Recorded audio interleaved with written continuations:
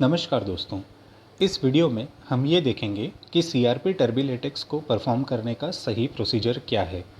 इस वीडियो में हमने एनामोल लैबोरेटरीज प्राइवेट लिमिटेड की सीआरपी टर्बीलेटेक्स की किट को यूज़ किया है।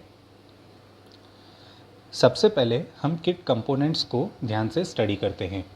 किट के अंदर दिया गया है एक बॉटल रिएजेंट 1, एक बॉटल रिएजेंट 2 और एक वायल सीआरपी टर्बीलेटेक्स कैलिब्रेटर। दोस्तों यहाँ पर कैलिब्रेटर की वैल्यू 60 mg पर लीटर है। इसके अलावा किट के अंदर दिया गया है एक इंस्ट्रक्शंस फॉर यूज़। हम रेकमेंड करते हैं सारे यूज़र्स को टेस्ट परफॉर्म करने से पहले एक बार इंस्ट्रक्शंस फॉर यूज़ को ध्यान से पढ़ लें। इसके अलावा आपको एडिशनल आइटम्स की ज़रूरत पड़ेगी, जैसे कि क्लीन और ड्राई पिपेट 100 से 1000 माइक्रोलीटर वेरिएबल वॉल्यूम की, clean and dry pipette 5 microlitre fixed volume की, clean and dry tip 1000 microlitre volume की और clean and dry tip 5 microlitre volume की। क्लीन एंड ड्राई ट्यूब जिसमें हम टेस्ट परफॉर्म करेंगे, जिसको हमने पहले से ही लेबल किया हुआ है। और इसके अलावा हमें लास्ट में ज़रूरत पड़ेगी पेशेंट के सैंपल की, जो कि हमने यहाँ पर सीरम लिया हुआ है, और क्लीन और ड्राई टिश्यू पेपर।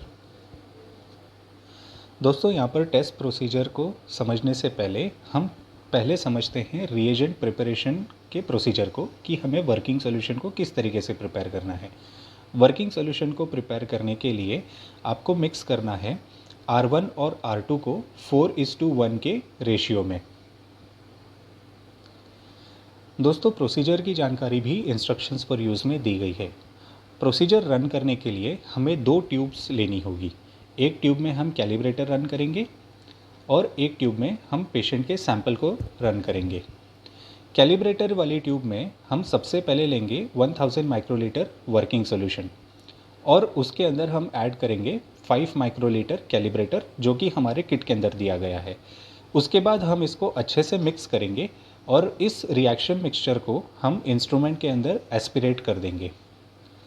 जो हमारी दूसरी ट्यूब है जिसमें हम पेशेंट का सैंपल रन करेंगे, उसमें हम लेंगे 1000 माइक्रोलीटर वर्किंग सॉल्यूशन और उसमें हम ऐड करेंगे 5 माइक्रोलीटर पेशेंट का सैंपल, और इस ट्यूब को भी हम अच्छे से मिक्स करेंगे और रिएक्शन मिक्सचर को इंस्ट्रूमेंट के अंदर एस्पिरेट कर देंगे। दोस्तों 1000 माइक्रोलीटर वर्किंग सॉल्यूशन लेने के लिए आप ले सकते हैं 800 माइक्रोलीटर रिएजेंट 1 और उसमें ऐड कर सकते हैं 200 माइक्रोलीटर रिएजेंट 2। दोस्तों प्रोसीजर के हिसाब से हम सबसे पहले वर्किंग सॉल्यूशन प्रिपेयर करेंगे। वर्किंग सॉल्यूशन को प्रिपेयर करने के लिए हम लेंगे 800 माइक्रोलीटर रिएजेंट 1 और बिना किसी एयर बबल के हम सबसे पहले 800 माइक्रोलीटर रिएजेंट 1 डालेंगे तीनों ट्यूब्स में।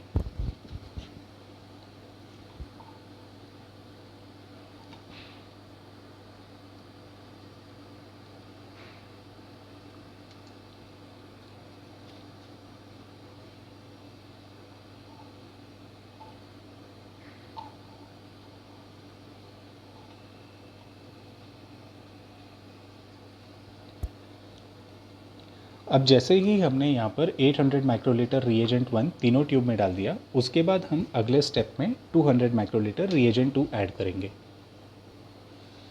अब दोस्तों यहाँ पर हमने टिप चेंज पहले कर ली है R1 और R2 के बीच में। अब हमने फ्रेश टिप लेकर के और 200 माइक्रोलीटर बिना किसी एयर बबल के रिएजेंट 2 लिया और हम पहली वाली ट्यूब में डालेंगे, जिसमें हम पहले से ही 800 माइक्रोलीटर R1 ऐड कर चुके हैं, और उसके बाद हम इस ट्यूब को अच्छे से मिक्स कर लेंगे ताकि हमारा रिएजेंट 1 और रिएजेंट 2 अच्छे से मिक्स हो जाए।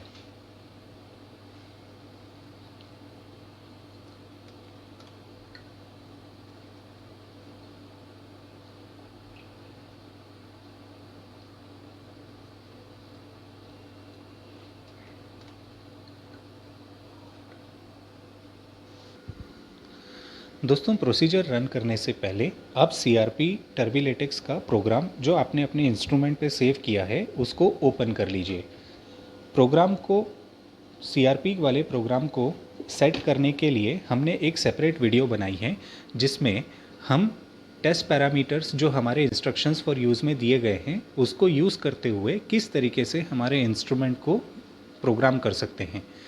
आप दोस्तों वो सेपरेटली वीडियो रेफ़र कर सकते हैं। दोस्तों यहाँ पर हम सबसे पहले प्रोग्राम ओपन करके ब्लैंक का ऑप्शन सिलेक्ट करेंगे। उसके बाद जो हमारा ब्लैंक का ट्यूब है उसको हम एस्पिरेट कर देंगे, क्योंकि यहाँ पर सॉफ्टवेयर भी यहाँ पर मैसेज दे रहा है एस्पिरेट ब्लैंक।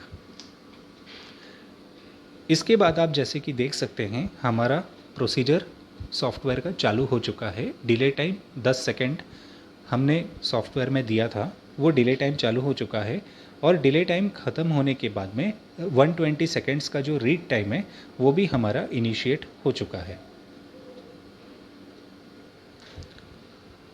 अब दोस्तों जैसे ही हमारा रीड टाइम ख़त्म हो जाएगा उसके बाद हमें एस्केप का ऑप्शन प्रेस करके होम स्क्रीन पे दोबारा आ जाना है। अब दोस्तों यहाँ पर हमें सिलेक्ट करना है स्टैंडर्ड का ऑप्शन, क्योंकि अब हमें कैलिब्रेटर की ट्यूब रन करनी है। अब जैसा कि आप देख सकते हैं मशीन में आ रहा है मैसेज एस्पिरेट स्टैंडर्ड।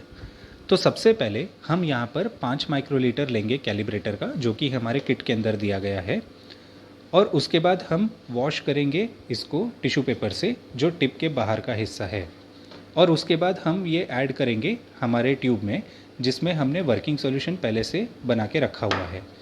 उसके बाद हम इसको अच्छे से मिक्स करेंगे और स्टैंडर्ड की ट्यूब हम यहाँ पर इंसर्ट करके इसको एस्पिरेट कर देंगे। अब जैसा कि आप देख सकते हैं प्रोग्राम के मुताबिक हमारा 10 सेकंड का डिले टाइम पहले यहाँ पर इनिशिएट हो चुका है, और जैसे ही हमारा डिले टाइम फिनिश होता है उसके बाद 120 सेकंड का जो रीड टाइम है वो भी यहाँ पर इनिशिएट हो चुका है। दोस्तों जैसे ही हमारा रीड टाइम ख़त्म होगा उसके बाद हमें इंस्ट्रूमेंट एक मैसेज देगा कि क्या हमें ये नया फैक्टर सेव करना है। हम यहाँ पर येस का ऑप्शन सिलेक्ट कर लेंगे। उसके बाद जैसे कि आप देख रहे हैं ये इंस्ट्रूमेंट वापस होम स्क्रीन पे आ जाएगा। उसके बाद हमें रन करना होगा पेशेंट का सैंपल। उसके लिए हम यहाँ पर सैंपल का ऑप्शन सिलेक्ट करेंगे, और जैसे कि आप देख सकते हैं यहाँ पर मशीन पे मैसेज आ रहा है एस्पिरेट सैंपल। तो दोस्तों यहाँ पर हम सबसे पहले हमारा पेशेंट का सैंपल लेंगे और पेशेंट के सैंपल से हम 5 माइक्रोलीटर एस्पिरेट करेंगे और सबसे पहले टिप के बाहरी हिस्से को टिश्यू पेपर से क्लीन कर देंगे। उसके बाद जो हमारी तीसरी ट्यूब है जिस पे हमने टेस्ट लिखा है उसमें हम ये 5 माइक्रोलीटर पेशेंट सैंपल ऐड कर देंगे और फिर इसको अच्छे से मिक्स कर लेंगे, और मिक्स करने के बाद हम यहाँ पर पेशेंट के सैंपल को भी एस्पिरेट कर देंगे। जैसा कि आप देख सकते हैं एस्पिरेट करने के बाद जो हमारा प्रोग्राम है 10 सेकेंड्स का डिले वो चालू हो चुका है, और जैसे ही हमारा डिले टाइम ख़त्म हो जाएगा 10 सेकेंड्स का उसके बाद 120 सेकेंड्स का रीड टाइम शुरू हो जाएगा। अब जैसे ही हमारा रीड टाइम ख़त्म हो जाएगा उसके बाद आप देखेंगे कि इंस्ट्रूमेंट ने ऑटोमेटिकली एब्जॉर्बेंस को कैलकुलेट कर लिया है, और जैसा कि आप देख सकते हैं इंस्ट्रूमेंट ने यहाँ पर रिज़ल्ट भी डिस्प्ले कर दिया है जो कि है 0.07, यानी कि ये रिज़ल्ट हमारा नॉर्मल है। तो दोस्तों ये सही प्रोसीजर है CRP टर्बीलेटेक्स टेस्ट परफॉर्म करने का। अगर आप एक से ज़्यादा पेशेंट सैंपल रन कर रहे हैं तो आप एग्जैक्टली ये प्रोसीजर फॉलो कर सकते हैं।